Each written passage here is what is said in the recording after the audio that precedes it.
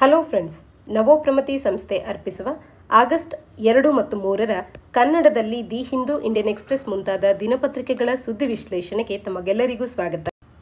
ಸಂಚಿಕೆಯ ಮೊದಲ ಆರ್ಟಿಕಲ್ ಭಾರತದಲ್ಲಿರ್ತಕ್ಕಂಥ ಮ್ಯಾಂಗ್ರೋವ್ಸ್ಗಳ ಕುರಿತಂತೆ. ಸಾಮಾನ್ಯ ಅಧ್ಯಯನ ಪತ್ರಿಕೆ 3 ಅಡಿಯಲ್ಲಿ conservation, environmental pollution and degradation ಅನ್ನುವಂಥ ಪಠ್ಯಕ್ರಮದ ಅಡಿಯಲ್ಲಿ ಓದ್ಕೊಳ್ಬಹುದಾಗುತ್ತೆ. ಇತ್ತೀಚೆಗೆ ಅಂದರೆ ಜುಲೈ 26ರಂದು ಅಂತಾರಾಷ್ಟ್ರೀಯ ಮ್ಯಾಂಗ್ರೋವ್ ಎಕೋಸಿಸ್ಟಮಿನ ಕನ್ಸರ್ವೇಷನ್ ದಿನವನ್ನಾಗಿ ಆಚರಿಸಲಾಗಿದೆ. ಇಡೀ ಭಾರತದಲ್ಲಿ ಅತಿ ಹೆಚ್ಚು ಅಂದರೆ 40% ಮ್ಯಾಂಗ್ರೋವ್ ಕಾಡುಗಳನ್ನು ವೆಸ್ಟ್ ಬೆಂಗಾಲ್ ಹೊಂದಿರತಕ್ಕಂಥದ್ದು ಮತ್ತು ಇದು ಡೆಡಿಕೇಟೆಡ್ ಆದಂಥ ಒಂದು ಮ್ಯಾಂಗ್ರೋವ್ ಸೆಲ್ಲನ್ನು ಓಪನ್ ಮಾಡೋದಕ್ಕೆ ಹೊರಟಿರ್ತಕ್ಕಂಥದ್ದು. ಯಾತಕ್ಕೆ ಅಂತ ಅಂದರೆ ಮ್ಯಾಂಗ್ರೋವ್ ಮ್ಯಾನೇಜ್ಮೆಂಟ್ ಎಫರ್ಟ್ಸ್ಗಳನ್ನು ಸ್ಟ್ರೀಮ್ಲೈನ್ ಮಾಡೋದಕ್ಕಾಗಿ ಒಂದು ಡೆಡಿಕೇಟೆಡ್ ಮ್ಯಾಂಗ್ರೋವ್ ಸೆಲ್ಲನ್ನು ತೆರೆಯೋದಕ್ಕೆ ಹೊರಟಿದೆ ಈಗ ವೆಸ್ಟ್ ಬೆಂಗಾಲ್. ಇದರ ಹಿನ್ನೆಲೆಯಲ್ಲಿ ನಾವು ಅಂತಾರಾಷ್ಟ್ರೀಯ ಮ್ಯಾಂಗ್ರೋವ್ ದಿನದ ಬಗ್ಗೆ ಮತ್ತು ಒಟ್ಟಾರೆ ಭಾರತದಲ್ಲಿ ಮ್ಯಾಂಗ್ರೋವ್ಸ್ಗಳ ಸ್ಥಿತಿಗತಿಗಳ ಬಗ್ಗೆ ಚರ್ಚೆ ಮಾಡ್ತಾ ಹೋಗೋಣ. International day for the conservation of the mangrove ecosystem ಅನ್ನು ಪ್ರತಿ ವರ್ಷ ಜುಲೈ 26ರಂದು ನಾವು ಆಚರಿಸ್ತೇವೆ. ಯಾತಕ್ಕೆ ಅಂತ ಅಂದರೆ ಮ್ಯಾಂಗ್ರೋವ್ ಎಕೋಸಿಸ್ಟಮಿನ ಪ್ರಾಮುಖ್ಯತೆಯನ್ನು, ಮಹತ್ವವನ್ನು, ಅದರ ಕುರಿತಾದಂತೆ ಅರಿವನ್ನು ಮೂಡಿಸೋದಕ್ಕೆ ಅಂತ ಹೇಳಿ, ಮತ್ತು ಒಂದು ಯುನಿಕ್ ಆದಂಥ ವಿಶೇಷವಾದಂಥ ವಲ್ನರಬಲ್ ಎಕೋಸಿಸ್ಟಮ್ ಆಗಿದ್ದು ಮ್ಯಾಂಗ್ರೋವ್ ಅನ್ನುವಂಥದ್ದು ಸಸ್ಟೈನಬಲ್ ಮ್ಯಾನೇಜ್ಮೆಂಟಿನ ಅವಶ್ಯಕತೆ ಇದೆ. ಅದರ ಕನ್ಸರ್ವೇಷನ್ ಮತ್ತು ಅದರ ಬಳಕೆಗಳ ಕುರಿತಂತೆ ಸೊಲ್ಯೂಷನ್ಸ್ಗಳನ್ನು ಇದು ನೀಡ್ತಾ ಹೋಗುತ್ತೆ. ಅಂತಾರಾಷ್ಟ್ರೀಯ ಈ ಒಂದು ದಿನವನ್ನು United Nation Education, Scientific and Cultural Organisation UNESCO ಅನ್ನುವಂಥದ್ದು 2015ರಲ್ಲಿ ಅಳವಡಿಕೆ ಮಾಡಿಕೊಂಡಿದೆ. ಹಾಗಾದರೆ ಭಾರತದಲ್ಲಿ ಮ್ಯಾಂಗ್ರೋವ್ಸ್ಗಳ ಸ್ಥಿತಿಗತಿಗಳ ಬಗ್ಗೆ ನಾವು ಒಮ್ಮೆ ಚರ್ಚೆ ಮಾಡೋಣ. ಮ್ಯಾಂಗ್ರೋವ್ಸ್ ಅನ್ನುವಂಥದ್ದು ಒಂದು ಯುನಿಕ್ ಆದಂಥ ಕೋಸ್ಟಲ್ ಎಕೋಸಿಸ್ಟಮ್ ಆಗಿದ್ದು ಸಾಮಾನ್ಯವಾಗಿ ಟ್ರಾಪಿಕಲ್ ಮತ್ತು ಸಬ್ ಟ್ರಾಪಿಕಲ್ ರೀಜನ್ಸ್ಗಳಲ್ಲಿ ಕಾಣಸಿಗುತ್ತೆ. ಇವು ಡೆನ್ಸ್ ಫಾರೆಸ್ಟ್ ಆಗಿದೆ, ಸಾಲ್ಟ್ ಟಾಲರೆಂಟ್ ಟ್ರೀಸ್ಗಳನ್ನು ಹೊಂದಿರುತ್ತೆ ಮತ್ತು ಶ್ರೆಬ್ಸ್ಗಳಾಗಿದ್ದು ಇಂಟರ್ ಟೈಡಲ್ ಝೋನ್ಸ್ಗಳಲ್ಲಿ ಇವು ಹೆಚ್ಚಿನದಾಗಿ ಕಾಣಸಿಗ್ತವೆ ಇಲ್ಲಿರ್ತಕ್ಕಂಥ ಶ್ರೆಬ್ಸ್ಗಳು. ಮತ್ತು ಲ್ಯಾಂಡ್ ಅನ್ನುವಂಥದ್ದು ಎಲ್ಲಿ ಸೀಯನ್ನು ಮೀಟ್ ಮಾಡುತ್ತೋ ಆ ಒಂದು ಪ್ರದೇಶದಲ್ಲಿ ನಾವು ಮ್ಯಾಂಗ್ರೋವ್ ಕಾಡುಗಳನ್ನು ಕಾಣಬಹುದಾಗುತ್ತೆ. ಈ ಎಕೋಸಿಸ್ಟಮ್ಸ್ಗಳು ಮುಖ್ಯವಾಗಿ ವಿತ್ ಹಾರ್ಶ್ ಕಂಡೀಷನ್ಸ್ಗಳೊಟ್ಟಿಗೆ ವಿತ್ಸ್ಟ್ಯಾಂಡ್ ಆಗುವಂಥ ಎಬಿಲಿಟಿಯನ್ನು ಹೊಂದಿರುತ್ತೆ. ಉದಾಹರಣೆಗೆ saline water, tidal fluctuations, muddy, oxygen poor ಸಾಯಿಲ್ಸ್ಗಳಲ್ಲಿ ಕೂಡ ಇವು ಬದುಕಬಲ್ಲಂಥ ಎಕೋಸಿಸ್ಟಮ್ ಆಗಿರುತ್ತೆ ಈ ಮ್ಯಾಂಗ್ರೋವ್ ಅನ್ನುವಂಥದ್ದು. ಹಾಗಾಗಿ ಇದು ಸಾಕಷ್ಟು ಉಪಯೋಗಪೂರ್ವಕವಾದಂಥ ಒಂದು ಎಕೋಸಿಸ್ಟಮ್ ಆಗಿರುತ್ತೆ. ನಮ್ಮ ಎನ್ವಿರಾನ್ಮೆಂಟಿಗೆ ಪ್ರೊಡಕ್ಟಿವಿಟಿಯನ್ನು ಹೆಚ್ಚುಗೊಳಿಸುತ್ತೆ. ಇಂಥದ್ದರನ್ನು ಉಳಿಸುವಂಥ ಪ್ರಾಮುಖ್ಯತೆಯನ್ನು ನಾವು ಹೆಚ್ಚಿನದಾಗಿ ನೀಡಬೇಕು. ಹಾಗಾಗಿ ಇದಕ್ಕೊಂದು ಡೆಡಿಕೇಟೆಡ್ ಮ್ಯಾಂಗ್ರೋವ್ ಸೆಲ್ಲನ್ನು ಈಗ ವೆಸ್ಟ್ ಬೆಂಗಾಲ್ ಸ್ಥಾಪಿಸ್ತಾ ಇರ್ತಕ್ಕಂಥದ್ದು. ಹಾಗಾದರೆ ಮ್ಯಾಂಗ್ರೋವ್ಸ್ಗಳ ಕ್ಯಾರೆಕ್ಟರಿಸ್ಟಿಕ್ಕನ್ನು ನೋಡೋದಾದರೆ ವಿವಿ ಪ್ಯಾರಿಟಿ ಮೋಡ್ ಆಫ್ ರೀಪ್ರೊಡಕ್ಷನ್ ಅನ್ನು ಇವು ಎಕ್ಸಿಬಿಟ್ ಮಾಡ್ತವೆ. ವೇರ್ ಸೀಡ್ಸ್ ಅನ್ನುವಂಥದ್ದು ವಿದಿನ್ ದ ಟ್ರೀ ಜರ್ಮಿನೇಟ್ ಆಗುತ್ತೆ ಗ್ರೌಂಡಿಗೆ ಫಾಲ್ ಆಗೋದಕ್ಕೆ ಮುಂಚಿತವಾಗಿ. ಹಾಗಾಗಿ ಇದೊಂದು ಅಡ್ಯಾಪ್ಟಿವ್ ಮೆಕ್ಯಾನಿಸಮ್ ಆಗಿದೆ. ಜರ್ಮಿನೇಷನ್ ಅನ್ನುವಂಥದ್ದು ಸಲೈನ್ ವಾಟರ್ನಲ್ಲಿ ಆಗೋದಕ್ಕೆ ಸಮಸ್ಯೆ ಇರುತ್ತೆ. ಆ ಒಂದು ಸಮಸ್ಯೆಯನ್ನು ಓವರ್ಕಮ್ ಮಾಡೋದಕ್ಕೆ ಇದೊಂದು ಅಡಾಪ್ಟಿವ್ ಮೆಕ್ಯಾನಿಸಮ್ ಆಗಿ ಬಂದಿರತಕ್ಕಂಥದ್ದು ವಿವಿ ಪ್ಯಾರಿಟಿ ಮೋಡ್ ಆಫ್ ರೀಪ್ರೊಡಕ್ಷನ್ ಅನ್ನುವಂಥದ್ದು. ಅಂದರೆ ಈ ಒಂದು ಮರದಿಂದ ಕೆಳಗೆ ಬೀಜ ಬೀಳೋದಕ್ಕೆ ಮುಂಚಿತವಾಗಿಯೇ ಅದು ಜರ್ಮಿನೇಟ್ ಆಗಿ ಕೆಳಗೆ ಬೀಳುತ್ತೆ. ಹಾಗಾಗಿ ಮತ್ತೊಮ್ಮೆ ಈ ಗಿಡಗಳು, ಮರ ಬೆಳೆಯೋದಕ್ಕೆ ಸಾಧ್ಯ ಆಗುತ್ತೆ ಅನ್ನುವಂಥದ್ದು. ಈ ರೀತಿಯ ಒಂದು ಅಡಾಪ್ಟಿವ್ ಮೆಕ್ಯಾನಿಸಮ್ ಅನ್ನುವಂಥದ್ದನ್ನು ಸಲೈನ್ ವಾಟರ್ನಲ್ಲಿ ಜರ್ಮಿನೇಷನಿನ ಸಮಸ್ಯೆ ಆಗದೇ ಇರಲಿ ಅನ್ನೋದಕ್ಕೆ ಆ ಒಂದು ಮ್ಯಾಂಗ್ರೋವ್ ಕಾಡುಗಳು ವರ್ಷ ಕಳೆದಂತೆ ಇವು ಅಡಾಪ್ಟ್ ಮಾಡಿಕೊಂಡಿವೆ. ಅಂದರೆ ಯುಗಗಳು ಕಳೆದಂತೆ ಇವು ಅಡಾಪ್ಟ್ ಮಾಡಿಕೊಂಡು ಈ ರೀತಿಯ ಒಂದು ಅಡಾಪ್ಟಿವ್ ಮೆಕ್ಯಾನಿಸಮ್ ಅಲ್ಲಿರ್ತಕ್ಕಂಥದ್ದು. ಇನ್ನು ಸಮ್ ಮ್ಯಾಂಗ್ರೋವ್ ಸ್ಪೀಸೀಸ್ಗಳು ಎಕ್ಸೆಸ್ ಸಾಲ್ಟನ್ನು ಥ್ರೂ ದೇರ್ ಲೀವ್ಸ್ ಅವು ಸೆಕ್ರೀಟ್ ಮಾಡ್ತವೆ. ಹಾಗಾಗಿ ಇಲ್ಲಿರ್ತಕ್ಕಂಥ ಹೆಚ್ಚು ಉಪ್ಪಿನ ಅಂಶ ಏನಿರುತ್ತೆ, ಲವಣಾಂಶವನ್ನು ಅವು ಹೊರ ಹಾಕ್ತವೆ ತಮ್ಮ ಎಲೆಗಳ ಮೂಲಕವಾಗಿ. ಆದರೆ ಕೆಲವೊಂದು ಅವುಗಳ ರೂಟ್ಸ್ನ ಮುಖಾಂತರವಾಗಿ ಅಬ್ಸರ್ಪ್ಷನನ್ನು ತಡೀತವೆ ಕೂಡ. ಇನ್ನು ಮ್ಯಾಂಗ್ರೋವ್ ಪ್ಲಾಂಟ್ಸ್ಗಳು ಸ್ಪೆಷಲ್ ರೂಟ್ಸ್ಗಳನ್ನು ಹೊಂದಿರುತ್ತೆ. ಪ್ರಾಪ್ ರೂಟ್ಸ್ ಅಥವಾ ನ್ಯೂಮೋಟೋರ್ಸ್ ಅಂತ ಹೇಳಿ ಅವನ್ನು ಕರಿತೇವೆ, ನ್ಯೂಮೋಟೋಫೋರ್ಸ್ ಅಂತ ಹೇಳಿ. ಇವು ವಾಟರ್ ಫ್ಲೋವನ್ನು ಇಂಪೀಡ್ ಮಾಡೋದಕ್ಕೆ ಹೆಲ್ಪ್ ಮಾಡುತ್ತೆ ಮತ್ತು ಚಾಲೆಂಜಿಂಗ್ ಆದಂಥ ಟೈಡಲ್ ಎನ್ವಿರಾನ್ಮೆಂಟ್ನಲ್ಲಿ ಒಂದು ರೀತಿಯ ಸಪೋರ್ಟನ್ನು ನೀಡ್ತಾ ಹೋಗ್ತವೆ. ಭಾರತದಲ್ಲಿ ಮ್ಯಾಂಗ್ರೋವ್ ಕವರ್ ಅಂತ ನೋಡಿದಾಗ ಇಂಡಿಯನ್ ಸ್ಟೇಟ್ ಫಾರೆಸ್ಟ್ ರಿಪೋರ್ಟ್ 2021 ಈ ಒಂದು ರಿಪೋರ್ಟ್ನ ಪ್ರಕಾರ ಭಾರತದಲ್ಲಿ 4992 ಸ್ಕ್ವೇರ್ ಕಿಲೋಮೀಟರ್ಸ್ಗಳಷ್ಟು, ಅಂದರೆ ಇಡೀ ಭಾರತದ 0.15% ಆಫ್ ದಿ ಜಿಯೋಗ್ರಫಿಕಲ್ ಏರಿಯಾದಲ್ಲಿ ನಾವು ಮ್ಯಾಂಗ್ರೋವ್ ಕಾಡುಗಳನ್ನು ಕಾಣಬಹುದು. ವೆಸ್ಟ್ ಬೆಂಗಾಲ್ನಲ್ಲಿನ ಸುಂದರ್ಬನ್ಸ್ಗಳಲ್ಲಿ ಲಾರ್ಜೆಸ್ಟ್ ಮ್ಯಾಂಗ್ರೋವ್ ಫಾರೆಸ್ಟ್ ರೀಜನ್ಸ್ ಅಂತ ಹೇಳಿ ಇಡೀ ಜಗತ್ತಿನಲ್ಲೇ ಅವು ಲಾರ್ಜೆಸ್ಟ್ ಅಂತ ಹೇಳಿ ಗುರುತಿಸ್ಕೊಳ್ಳುತ್ತೆ. ಹಾಗಾಗಿ ಯುನೆಸ್ಕೋ ಇದನ್ನು ವರ್ಲ್ಡ್ ಹೆರಿಟೇಜ್ ಸೈಟ್ ಅಂತ ಹೇಳಿ ಕೂಡ ಸುಂದರ್ಬನ್ ಕಾಡುಗಳನ್ನು ಮಾಡಿರ್ತಕ್ಕಂಥದ್ದು. ಬಿಸೈಡ್ ಸುಂದರ್ಬನ್ಸ್ ನಾವು ಅಂಡಮಾನ್ಸ್ ರೀಜನ್ನಲ್ಲಿ ಕಚ್ ಮತ್ತು ಜಾಮ್ನಗರ್ ಏರಿಯಾಸ್ ಏನು ಗುಜರಾತ್ನಲ್ಲಿದೆ ಅಲ್ಲೆಲ್ಲವೂ ಕೂಡ ಸಬ್ಸ್ಟ್ಯಾನ್ಷಿಯಲ್ ಮ್ಯಾಂಗ್ರೋವ್ ಕವರನ್ನು ಕಾಣಬಹುದು. ಇದರ ಮಹತ್ವ ಏನು ಅಂತ ಅಂದರೆ ಮುಖ್ಯವಾಗಿ ಬಯೋಡೈವರ್ಸಿಟಿ ಕನ್ಸರ್ವೇಷನ್ಗೆ ನೆರವಾಗುತ್ತೆ. ಉದಾಹರಣೆಗೆ royal Bengal tiger, Irrawaddy dolphin, rhesus macaque, leopard cats ಮತ್ತು ಸ್ಮಾಲ್ ಇಂಡಿಯನ್ ಸಿವೆಟ್ ಈ ರೀತಿಯ ಒಂದು ಸ್ಪೀಸೀಸ್ಗಳಿಗೆ ವೈಡ್ ವೆರೈಟಿ ಆಫ್ ಸ್ಪೀಸೀಸ್ಗಳನ್ನು ಸುಂದರ್ಬನ್ ಅನ್ನುವಂಥದ್ದು ಹೋಸ್ಟ್ ಮಾಡುತ್ತೆ. ಇನ್ನು ಕೋಸ್ಟಲ್ ಪ್ರೊಟೆಕ್ಷನ್ಗೆ ಇದು ಸಾಕಷ್ಟು ನೆರವು ನೀಡುತ್ತೆ. ಸಾಯಿಲ್ ಎರೋಷನ್ ಅನ್ನು ತಡೆಯುತ್ತೆ. ಕೋಸ್ಟಲ್ ಎರೋಷನ್ ಆಗದಂತೆ ಒಂದು ಬಫರ್ ಆಗಿ ಕಾರ್ಯ ಮಾಡುತ್ತೆ. ಸ್ಟಾರ್ಮ್ ಸರ್ಜಸ್ಗಳಾದಾಗ ಅದಕ್ಕೆ ಹೆಲ್ಪ್ಫುಲ್ ಆಗುತ್ತೆ, ಅಂದರೆ ಆ ಸ್ಟಾರ್ಮ್ಸ್ನಿಂದ ನೆಗೆಟಿವ್ ಇಂಪ್ಯಾಕ್ಟ್ ಆಗದಂತೆ ಮತ್ತು ಸುನಾಮೀಸ್ಗಳನ್ನು ತಡೆಯುವಂಥ ಕಾರ್ಯಗಳನ್ನು ಇದು ಮಾಡುತ್ತೆ. ಕಾರ್ಬನ್ ಸೀಕ್ವೆಸ್ಟ್ರೇಷನ್ಗೆ ಇದು ಹೈಲಿ ಎಫಿಷಿಯೆಂಟ್ ಅಂತ ಹೇಳಿ ಗುರುತಿಸ್ಕೊಳ್ಳುತ್ತೆ. ಕಾರ್ಬನ್ ಡೈಆಕ್ಸೈಡನ್ನು ಹೈ ಅಮೌಂಟ್ಸ್ಗಳಲ್ಲಿ ಇದು ಸೀಕ್ವೆಸ್ಟ್ರೇಟ್ ಮಾಡಿಕೊಳ್ಳುತ್ತೆ. ಮತ್ತು ಫಿಶರೀಸ್ ಆ್ಯಂಡ್ ಲೈವ್ಲಿಹುಡ್ಸ್ಗೆ ಕೂಡ ಹೆಚ್ಚು ಪ್ರೊಡಕ್ಟಿವಿಟಿಯನ್ನು ಹೊಂದಿದೆ. ಇಲ್ಲಿ nursery areas for fish and shell ಫಿಶನ್ನು ಪ್ರೊವೈಡ್ ಮಾಡುತ್ತೆ ಮತ್ತು ಫಿಶರೀಸ್ಗಳನ್ನು ಮ್ಯಾಂಗ್ರೋವ್ಸ್ಗಳು ಸಪೋರ್ಟ್ ಮಾಡುತ್ತೆ.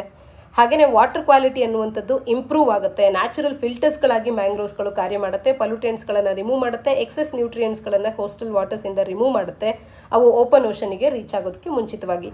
ಮತ್ತು ಟೂರಿಸಮ್ ಆ್ಯಂಡ್ ರಿಕ್ರಿಯೇಷನ್ ಪರ್ಪಸ್ಗೆ ಕೂಡ ಇವು ಹೆಲ್ಪ್ಫುಲ್ ಆಗುವಂಥದ್ದು. ಆದರೆ ಇಲ್ಲಿ ಕೆಲವೊಂದು ಚಾಲೆಂಜಸ್ಗಳಿದೆ, ಮುಖ್ಯವಾಗಿ ಹ್ಯಾಬಿಟ್ಯಾಟ್ ಡಿಸ್ಟ್ರಕ್ಷನ್ ಮತ್ತು ಫ್ರಾಗ್ಮೆಂಟೇಷನ್. ಇವುಗಳ ಹ್ಯಾಬಿಟ್ಯಾಟ್ ಅನ್ನುವಂಥದ್ದು ಇವತ್ತು ಅಗ್ರಿಕಲ್ಚರ್, ಅರ್ಬನೈಸೇಷನ್, ಆಕ್ವಾಕಲ್ಚರ್ ಮತ್ತು ಮೂಲಭೂತ ಸೌಕರ್ಯಗಳನ್ನು ವೃದ್ಧಿಗೊಳಿಸುವಂಥ ಕೆಲಸಗಳಿಗಾಗಿ ಇವುಗಳ ಹ್ಯಾಬಿಟ್ಯಾಟ್ ಅನ್ನುವಂಥದ್ದು ಡಿಸ್ಟ್ರಕ್ಟ್ ಆಗ್ತಾ ಇದೆ ಮತ್ತು ಫ್ರಾಗ್ಮೆಂಟೇಷನ್ಗೆ ಒಳಗಾಗ್ತಾ ಇದೆ. ಹಾಗೆಯೇ ಕ್ಲೈಮೇಟ್ ಚೇಂಜ್ ಮತ್ತು ಸೀ ಲೆವೆಲ್ ರೈಸ್, ಸಮುದ್ರ ಮಟ್ಟ ಏರಿಕೆ ಮತ್ತು ಒಟ್ಟಾರೆ ಈ ಜಾಗತಿಕ ತಾಪಮಾನ ಹೆಚ್ಚಾಗುವಂಥದ್ದು, ಈ ಎಲ್ಲವೂ ಕೂಡ ಇದಕ್ಕೆ ತೊಡಕಾಗ್ತಾ ಇದೆ. ಸಿವಿಯರ್ ಡ್ಯಾಮೇಜನ್ನು ಮ್ಯಾಂಗ್ರೋವ್ ಕಾಡುಗಳಿಗೆ ಮಾಡ್ತಾ ಇದೆ. ಮತ್ತು ಇವತ್ತಿನ ಮಾಲಿನ್ಯ ಹೆಚ್ಚಾಗ್ತಾ ಇರ್ತಕ್ಕಂಥದ್ದು ಕಂಟ್ಯಾಮಿನೇಷನ್, ಉದಾಹರಣೆಗೆ ಅಗ್ರಿಕಲ್ಚರಲ್ ರನ್ ಆಫ್ ಆಗಬಹುದು, ಇಂಡಸ್ಟ್ರಿಯಲ್ ಡಿಸ್ಚಾರ್ಜಿಂದ ಬರುವಂಥ ಮಾಲಿನ್ಯ ಪೂರಕ ವಾಟರ್ ಆಗಬಹುದು, ಮತ್ತು ಇಂಪ್ರಾಪರ್ ವೇಸ್ಟ್ ಡಿಸ್ಪೋಸಲ್ ಆಗಬಹುದು. ಇವೆಲ್ಲವೂ ಕೂಡ ಮ್ಯಾಂಗ್ರೋವ್ ಹ್ಯಾಬಿಟ್ಯಾಟ್ಗಳನ್ನು ಕಂಟ್ಯಾಮಿನೇಟ್ ಮಾಡ್ತಾ ಇವೆ. ಹೆವಿ ಮೆಟಲ್ಸ್, ಪ್ಲಾಸ್ಟಿಕ್ಸ್ ಮತ್ತು ಅದರ್ ಪೊಲ್ಯೂಟೆಂಟ್ಸ್ಗಳು ಅಡ್ವರ್ಸ್ ಆಗಿ ಅಫೆಕ್ಟ್ ಮಾಡುತ್ತೆ ಇಲ್ಲಿನ ಫ್ಲೋರಾ ಆ್ಯಂಡ್ ಫಾನವನ್ನು.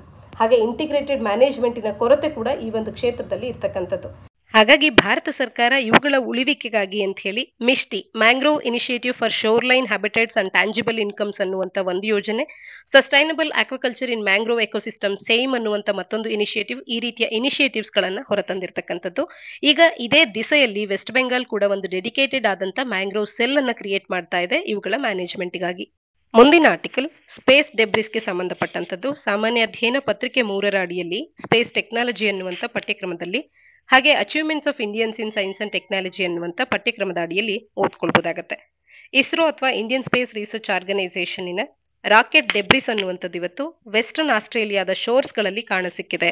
ಇತ್ತೀಚೆಗೆ ನವೆಂಬರ್ 2022ರಲ್ಲಿ ಚೈನಾದ ಲಾಂಗ್ ಮಾರ್ಚ್ 5B ರಾಕೆಟ್ ಅನ್ನುವಂಥದ್ದರ ಲಾರ್ಜ್ ಫ್ರಾಗ್ಮೆಂಟ್ಸ್ ಅನ್ನುವಂಥದ್ದು ಅನ್ಕಂಟ್ರೋಲ್ಡ್ ಆಗಿ ಸೌತ್ ಸೆಂಟ್ರಲ್ ಪೆಸಿಫಿಕ್ ಓಷನ್ಗೆ ಪ್ಲಂಜ್ ಆಗಿತ್ತು.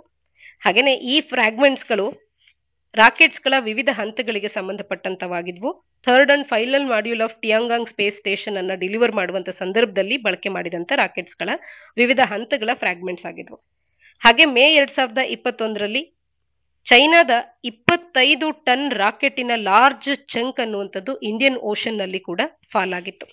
ಹಾಗಾದ್ರೆ ಈ ಸ್ಪೇಸ್ ಡೆಬ್ರಿಸ್ ಅಂದ್ರೆ ಏನು ಅಂತ ಹೇಳಿ ತಿಳ್ಕೊಳ್ಳೋದಾದ್ರೆ, ಇವು ಮ್ಯಾನ್ ಮೇಡ್ ಆಬ್ಜೆಕ್ಟ್ಸ್ ಗಳಾಗಿರುತ್ತೆ ಅರ್ತ್ಸ್ ಆರ್ಬಿಟ್ ಅಲ್ಲಿ. ನೋ ಲಾಂಗರ್ ಇವು ಯೂಸ್ಫುಲ್ ಪರ್ಪಸ್ ಅನ್ನ ಸರ್ವ್ ಮಾಡ್ತಾ ಇರ್ತವೆ. ಅಂದ್ರೆ ಯೂಸ್ಫುಲ್ ಪರ್ಪಸ್ ಅನ್ನ ಈ ಹಿಂದೆ ಸರ್ವ್ ಮಾಡಿ ಈಗ ಅವು ಯಾವುದೇ ಪರ್ಪಸ್ ಅನ್ನ ಸರ್ವ್ ಮಾಡ್ತಿರೋದಿಲ್ಲ ಸದ್ಯಕ್ಕೆ. ಆ ರೀತಿ ಅರ್ತ್ಸಿನ ಆರ್ಬಿಟ್ ನಲ್ಲಿ ಮ್ಯಾನ್ ಮೇಡ್ ಆಬ್ಜೆಕ್ಟ್ಸ್ ಗಳು ಏನ್ ರಿವಾಲ್ವ್ ಆಗ್ತಿರುತ್ತೆ ಅದನ್ನ ಸ್ಪೇಸ್ ಡೆಬ್ರಿಸ್ ಅನ್ಬಹುದು. ಇದರಲ್ಲಿ ಡಿಫಂಕ್ಟ್ ಆಗುವಂತ ಸ್ಯಾಟಲೈಟ್ಸ್ ಗಳಿರುತ್ತೆ, ಸ್ಪೆಂಟ್ ಆಗಿರುವಂತ ರಾಕೆಟ್ ಸ್ಟೇಜಸ್ ಗಳಿರುತ್ತೆ, ಡೆಬ್ರಿಸ್ ಇರುತ್ತೆ, ಫ್ರಾಗ್ಮೆಂಟ್ಸ್ ಗಳಿರುತ್ತೆ, ಅವುಗಳ ಫ್ರಾಗ್ಮೆಂಟ್ಸ್ ಇರುತ್ತೆ, ಕೊಲಿಷನ್ ಇಂದ ಬರುವಂತ ಫ್ರಾಗ್ಮೆಂಟ್ಸ್ ಗಳಿರುತ್ತೆ, ಇವೆಲ್ಲವೂ ಅದರಲ್ಲಿ ಇರುತ್ತೆ. ಇನ್ನು ಈ ರೀತಿಯ ಸ್ಪೇಸ್ ಡೆಬ್ರಿಸ್ ಗಳಿಂದ ಆಗುವಂತ ಥ್ರೆಟ್ಸ್ ಏನು ಅಂತ ಅಂದ್ರೆ, ಮುಖ್ಯವಾಗಿ ಮರೈನ್ ಲೈಫಿಗೆ ಥ್ರೆಡ್ ಆಗುತ್ತೆ. Even when falling into the oceans more likely, since 70% of the earth surface ocean ಇರೋದ್ರಿಂದಾಗಿ ಲಾರ್ಜ್ ಆಬ್ಜೆಕ್ಟ್ಸ್ ಗಳು ಮರೈನ್ ಲೈಫಿಗೆ ಥ್ರೆಡ್ ಆಗ್ಬಹುದು ಮತ್ತು ಪೊಲ್ಯೂಷನಿನ ಒಂದು ಮೂಲ ಆಗ್ಬಹುದು. ಹಾಗೇನೆ ಆಪರೇಷನಲ್ ಸ್ಯಾಟಲೈಟ್ಸ್ ಗಳಿಗೆ ಇದು ಥ್ರೆಟ್ ಆಗುತ್ತೆ. ಒಂದು ವೇಳೆ ಆಪರೇಷನಲ್ ಸ್ಯಾಟಲೈಟ್ಸ್ ಗಳಿಗೆ ಬಂದು ಇವು ಕೊಲೈಡ್ ಆದಂತ ಸಂದರ್ಭದಲ್ಲಿ ಆ ಸ್ಯಾಟಲೈಟ್ಸ್ ಗಳ ಕಾರ್ಯ ಅನ್ನುವಂಥದ್ದು ಸ್ಥಗಿತಗೊಳ್ಳುತ್ತೆ. ಹಾಗಾಗಿ ಇದು ಆ ರೀತಿಯ ಒಂದು ಡಿಸ್ಫಂಕ್ಷನಲ್ ಆಗಿ ಮಾಡುತ್ತೆ ಆಪರೇಷನಲ್ ಸ್ಯಾಟಲೈಟ್ಸ್ ಗಳನ್ನ. Over population of space with objects and debris ಅನ್ನುವಂಥದ್ದನ್ನ ಕೆಸ್ಲರ್ ಸಿಂಡ್ರೋಮ್ ಅಂತ ಕರಿತೇವೆ. ಆರ್ಟಿಕಲ್ ನ ಹಿನ್ನೆಲೆಯಲ್ಲಿ ಪ್ರಿಲಿಮ್ಸ್ ಪರ್ಸ್ಪೆಕ್ಟಿವ್ ನಲ್ಲಿ ಈ ಪದ ನಮಗೆ ಸ್ಪಷ್ಟವಾಗಿ ನೆನಪಿರಬೇಕು. ಹೆಚ್ಚಿನದಾಗಿ ಸ್ಪೇಸ್ ಡೆಬ್ರಿಸ್ ಅನ್ನುವಂಥದ್ದು ತುಂಬಿಕೊಳ್ಳುವಂತ ಒಂದನ್ನ over population of space with objects and debris, ಇದನ್ನ ಕೆಸ್ಲರ್ ಸಿಂಡ್ರೋಮ್ ಅಂತ ಹೇಳಿ ಕರಿಬಹುದು. ಆಬ್ಜೆಕ್ಟ್ಸ್ ಅಂಡ್ ಡೆಬ್ರಿಸ್ ಸ್ಪೇಸ್ ನಲ್ಲಿ ಹೆಚ್ಚಾಗುವಂತದನ್ನ ಕೆಸ್ಲರ್ ಸಿಂಡ್ರೋಮ್ ಅಂತ ಕರಿತೇವೆ. ಇನ್ನು ಆರ್ಬಿಟಲ್ ಸ್ಲಾಟ್ಸ್ ಗಳಲ್ಲಿ ರಿಡಕ್ಷನ್ ಅನ್ನುವಂಥದ್ದಾಗುತ್ತೆ ಈ ರೀತಿಯ ಒಂದು ಅಕ್ಯುಮುಲೇಷನ್ ಆಫ್ ಸ್ಪೇಸ್ ಡೆಬ್ರಿಸ್ ಆಗೋದ್ರಿಂದಾಗಿ. ಹಾಗೆ ಸ್ಪೇಸ್ ಸಿಚುಯೇಷನಲ್ ಅವೇರ್ನೆಸ್ ಅನ್ನುವಂಥದ್ದು ಕೂಡ, increasing amount of space debris ಅನ್ನುವಂಥದ್ದು ಹೆಚ್ಚು ಚಾಲೆಂಜಿಂಗ್ ಆಗಿ ಮಾಡುತ್ತೆ ಸ್ಯಾಟಲೈಟ್ ಆಪರೇಟರ್ಸ್ ಗಳಿಗೆ ಮತ್ತು ಸ್ಪೇಸ್ ಏಜೆನ್ಸೀಸ್ ಗಳಿಗೆ. ಅಕ್ಯುರೇಟ್ ಆಗಿ ಅವು ಟ್ರ್ಯಾಕ್ ಮಾಡೋದಕ್ಕೆ ಸಾಧ್ಯ ಆಗೋದಿಲ್ಲ ಸ್ಪೇಸ್ ನಲ್ಲಿರ್ತಕ್ಕಂಥ ಆಬ್ಜೆಕ್ಟ್ಸ್ ಗಳನ್ನ. ಹಾಗಾದ್ರೆ ಸ್ಪೇಸ್ ಆಕ್ಟಿವಿಟೀಸ್ ಗಳನ್ನ ಟ್ಯಾಕಲ್ ಮಾಡೋದಕ್ಕೆ ಇರ್ತಕ್ಕಂಥ ಚಾಲೆಂಜಸ್ ಏನು ಅಂತ ಅಂದ್ರೆ, ವೇರಿಯಸ್ ಕಂಟ್ರೀಸ್ಗಳಿಂದ ಹೆಚ್ಚು ಸ್ಯಾಟಲೈಟ್ಸ್ಗಳು ಲಾಂಚ್ ಆಗ್ತಿವೆ. ಉದಾಹರಣೆಗೆ US, ಚೈನಾ, ಇಂಡಿಯಾ, ಜಪಾನ್ ಅಂತವು ಸಾಕಷ್ಟು ಆಕ್ಟಿವ್ ಆಗಿದ್ದಾವೆ ಸ್ಪೇಸ್ ಆಕ್ಟಿವಿಟೀಸ್ಗಳಲ್ಲಿ, ಇನ್ಕ್ಲೂಡಿಂಗ್ ಮ್ಯಾನ್ಡ್ ಮಿಷನ್ಸ್ ಆಗಬಹುದು, ಲೂನರ್ ಎಕ್ಸ್ಪ್ಲೋರೇಷನ್ ಆಗಬಹುದು, ರಿಸೋರ್ಸ್ ಎಕ್ಸ್ಪ್ಲಾಯ್ಟೇಷನ್ ಆಗಬಹುದು. ಈ ರೀತಿಯ ರಿಸೋರ್ಸಸ್ಗಳಲ್ಲಿ, ಈ ರೀತಿಯ ಕಾರ್ಯಗಳಲ್ಲಿ ಹೆಚ್ಚು ಆಕ್ಟಿವ್ ಆಗಿವೆ ಕೆಲವೊಂದು ಕಂಟ್ರೀಸ್ಗಳು. ಹಾಗಾಗಿ ಅದು ಈ ರೀತಿ ಹೆಚ್ಚು ಡೆಬ್ರೀಸ್ ಆಗುವಂತೆ ಮಾಡ್ತಾ ಇದೆ. ಇನ್ನು ಕೋಆರ್ಡಿನೇಷನ್ ಮತ್ತು ಸ್ಪೇಸ್ ಟ್ರಾಫಿಕ್ ಮ್ಯಾನೇಜ್ಮೆಂಟ್ ಅನ್ನುವಂಥದ್ದು ಮತ್ತೊಂದು ಕಾರಣ ಆಗುತ್ತೆ. ಹಾಗೆ ಟೆಕ್ನಾಲಜಿಕಲ್ ಚಾಲೆಂಜಸ್ಗಳು ಕೂಡ ಇದೆ. ಸ್ಪೇಸ್ ಮಿಷನ್ಸ್ ಗಳನ್ನ ಡಿಪ್ಲಾಯ್ ಮಾಡುವಾಗ ಕಟಿಂಗ್ ಎಡ್ಜ್ ಟೆಕ್ನಾಲಜಿ ನಮಗೆ ಬೇಕಾಗುತ್ತೆ. ಅವುಗಳು ಇನ್ನಷ್ಟು ಡೆವಲಪ್ ಆಗ್ತಾ ಇದೆ. ಹಾಗಾಗಿ ಸ್ಪೇಸ್ ಡೆಬ್ರಿಸ್ ಅನ್ನುವಂಥದ್ದು ನಮಗೆ ಆಗ್ತಾನೆ ಇರುತ್ತೆ. ಈ ಒಂದು ಆಕ್ಟಿವಿಟೀಸ್ಗಳು ಎಷ್ಟು ಸ್ಪೇಸಿನ ಆಕ್ಟಿವಿಟೀಸ್ಗಳು ಮುಂದುವರಿಯುತ್ತೋ ಅಷ್ಟು ಸ್ಪೇಸ್ ಡೆಬ್ರಿಸ್ ಬರ್ತಾ ಹೋಗುತ್ತೆ. ಮತ್ತು ಜಿಯೋಪೊಲಿಟಿಕಲ್ ಟೆನ್ಷನ್ಸ್ಗಳು ಕೂಡ ನಮ್ಮಲ್ಲಿ ಇರ್ತಕ್ಕಂಥದ್ದು. ಇದು ಕೂಡ ಕೆಲವೊಂದು ಚಾಲೆಂಜಸ್ ಆಗುತ್ತೆ ನಮಗೆ ಸ್ಪೇಸ್ ಆಕ್ಟಿವಿಟೀಸ್ ಗಳನ್ನ ನಡೆಸೋದಕ್ಕೆ. ಮೋರ್ ಕಂಟ್ರೀಸ್ಗಳು ಸ್ಪೇಸ್ ಫಿಯರಿಂಗ್ ನೇಷನ್ಸ್ ಆಗ್ತಾ ಇದೆ ಇವತ್ತು. There is a potential for geopolitical tensions in out space also. ಹಾಗೇನೆ ಈ ರೀತಿಯ ಸ್ಪೇಸ್ ಡೆಬ್ರಿಸ್ಗಳೊಟ್ಟಿಗೆ ಡೀಲ್ ಮಾಡೋದಕ್ಕಿರ್ತಕ್ಕಂಥ ಇನಿಷಿಯೇಟಿವ್ಸ್ ಏನು ಅಂತ ಅಂದ್ರೆ, ಭಾರತದಲ್ಲಿ ಇಸ್ರೋ ಅನ್ನುವಂಥದ್ದು IS-4OM ಅನ್ನುವಂಥದ್ದು, ಅಂದ್ರೆ IS-4OM ಅಂತ ಅಂದ್ರೆ system for safe and sustainable operations management ಅಂತ ಹೇಳಿ ಇಸ್ರೋ ಇದನ್ನ ಸೆಟ್ ಮಾಡಿದೆ.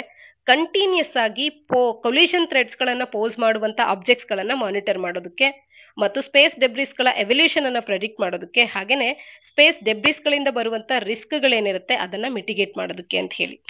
ಹಾಗೇನೆ ಪ್ರಾಜೆಕ್ಟ್ ನೇತ್ರ ಅನ್ನುವಂತ ಒಂದು ಅರ್ಲಿ ವಾರ್ನಿಂಗ್ ಸಿಸ್ಟಮ್ ಅನ್ನ ಕೂಡ ತರಲಾಗಿದೆ. ಡೆಬ್ರಿಸ್ ಗಳನ್ನ ಡಿಟೆಕ್ಟ್ ಮಾಡುತ್ತೆ ಮತ್ತು ಇಂಡಿಯನ್ ಸ್ಯಾಟಲೈಟ್ಸ್ ಗಳಿಗಾಗುವಂತ ಅದರ್ ಹಜರ್ಡ್ಸ್ ಗಳನ್ನ ಕೂಡ ಈ ಪ್ರಾಜೆಕ್ಟ್ ನೇತ್ರ ಅನ್ನುವಂಥದ್ದು ಡಿಟೆಕ್ಟ್ ಮಾಡುತ್ತೆ. ಇನ್ನು ಗ್ಲೋಬಲ್ ಲೆವೆಲ್ ನಲ್ಲಿ ನೋಡಿದಾಗ inter agency space debris coordination committee ಅನ್ನುವಂಥದ್ದು ಒಂದಿದೆ. 1993ರಲ್ಲೇ ಇದನ್ನ ಇಂಟರ್ನ್ಯಾಷನಲ್ ಗವರ್ಮೆಂಟ್ ಫೋರಂ ಅನ್ನುವಂಥದ್ದು ಎಸ್ಟಾಬ್ಲಿಷ್ ಮಾಡಿತ್ತು. ಸ್ಪೇಸ್ ಫಿಯರಿಂಗ್ ನೇಷನ್ಸ್ ಗಳ ಒಳಗೊಳಗೆ ಇದು ಇಶ್ಯೂ ಆಫ್ ಸ್ಪೇಸ್ ಡೆಬ್ರಿಸ್ ಅನ್ನ ಅಡ್ರೆಸ್ ಮಾಡೋದಕ್ಕೆ ಇದು ಸಾಧ್ಯ ಆಗುತ್ತೆ. UN ಕೂಡ committee on the peaceful uses of outer space ಅನ್ನುವಂತ ಒಂದು ಕಮಿಟಿಯನ್ನ ಎಸ್ಟಾಬ್ಲಿಷ್ ಮಾಡಿದೆ, ಗೈಡ್ಲೈನ್ಸ್ ಗಳನ್ನ ಡೆವಲಪ್ ಮಾಡೋದಕ್ಕೆ long term sustainability of outer space activities ಗಳಿಗಾಗಿ. ಈ ರೀತಿ ಹಲವಾರು ಇನಿಷಿಯೇಟಿವ್ಸ್ ಗಳು ಬಂದಿರತಕ್ಕಂಥದ್ದು. ಇನ್ನ ಸ್ಪೇಸ್ ಆಕ್ಟಿವಿಟೀಸ್ ಗಳಿಗೆ ಕುರಿತಂತೆ ಔಟರ್ ಸ್ಪೇಸ್ ಟ್ರೀಟಿ ಆಫ್ 1967 ಅನ್ನುವಂಥ ಟ್ರೀಟಿ ಇದೆ. ರೆಸ್ಕ್ಯೂ ಅಗ್ರಿಮೆಂಟ್ ಇದೆ 1968 ನಲ್ಲಿ ಬಂದಿರತಕ್ಕಂಥದ್ದು. 1972ನ ಲಯಬಿಲಿಟಿ ಕನ್ವೆನ್ಷನ್ ಅನ್ನುವಂಥದ್ದಿದೆ. ಹಾಗೆ ರಿಜಿಸ್ಟ್ರೇಷನ್ ಕನ್ವೆನ್ಷನ್ ಅಂತ ಹೇಳಿ 1976 ನಲ್ಲಿ ಬಂದಿರತಕ್ಕಂಥದ್ದು. ದ ಮೂನ್ ಅಗ್ರಿಮೆಂಟ್ ಅಂತ ಹೇಳಿ 1979 ನಲ್ಲಿ.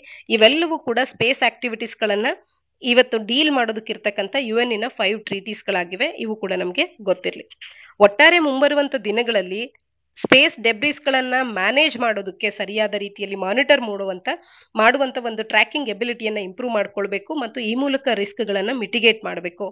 ಆದಷ್ಟು ಹೆಚ್ಚಿನ ರೀಯೂಸಬಲ್ ಆದಂತ ಲಾಂಚ್ ವೆಹಿಕಲ್ಸ್ ಗಳನ್ನ ಬಳಸಬೇಕು instead of single use rockets ಗಳ ಬದಲಾಗಿ, ಸೋ ದಟ್ ಡೆಬ್ರಿಸ್ ಗಳು ಇನ್ನಷ್ಟು ಹೊಸದಾಗಿ ಹುಟ್ಕೊಳ್ಳುವಂತದನ್ನ ಕಡಿಮೆ ಮಾಡೋದಕ್ಕೆ ಸಾಧ್ಯ ಆಗುತ್ತೆ. ಮುಂದಿನ ಆರ್ಟಿಕಲ್ ಟ್ರಾಯ್ ರಿಪೀಲಿಂಗ್ ರೆಗ್ಯುಲೇಷನ್ಸ್ 2023 ಅನ್ನುವಂಥದ್ದು. ಸಾಮಾನ್ಯ ಅಧ್ಯಯನ ಪತ್ರಿಕೆ 2ರ ಅಡಿಯಲ್ಲಿ ಗವರ್ಮೆಂಟ್ ಪಾಲಿಸೀಸ್ ಅಂಡ್ ಇಂಟರ್ವೆನ್ಷನ್ಸ್, ಪತ್ರಿಕೆ 3ರ ಅಡಿಯಲ್ಲಿ IT ಅಂಡ್ ಕಂಪ್ಯೂಟರ್ಸ್ ಅನ್ನುವಂಥ ಪಠ್ಯಕ್ರಮದ ಅಡಿಯಲ್ಲಿ ಓದ್ಕೊಳ್ಬಹುದಾಗುತ್ತೆ. Telecom regulatory authority of India ಅನ್ನುವಂಥದ್ದು ಒಂದು ಮೇಜರ್ ಸ್ಟೆಪ್ ಅನ್ನ ತಗೊಂಡಿದೆ. ರೆಗ್ಯುಲೇಟರಿ ಲ್ಯಾಂಡ್ಸ್ಕೇಪ್ ಅನ್ನ ಭಾರತದಲ್ಲಿ ಮಾಡರ್ನೈಸ್ ಮಾಡುವಂಥದ್ದು ಇದರ ಉದ್ದೇಶ ಆಗುತ್ತೆ. Telecom regulatory authority of India repealing regulations ಅನ್ನುವಂಥದ್ದನ್ನ ತರೋ ಮುಖಾಂತರವಾಗಿ ಟೆಲಿಕಾಂ ಲ್ಯಾಂಡ್ಸ್ಕೇಪ್ ಅನ್ನ, ಆ ಟೆಲಿಕಾಂ ಕ್ಷೇತ್ರದ ರೆಗ್ಯುಲೇಟರಿ ಲ್ಯಾಂಡ್ಸ್ಕೇಪ್ ಅನ್ನ ಮಾಡರ್ನೈಸ್ ಮಾಡೋದಕ್ಕೆ ಹೊರಟಿದೆ ಟ್ರಾಯ್ ಅನ್ನುವಂಥದ್ದು.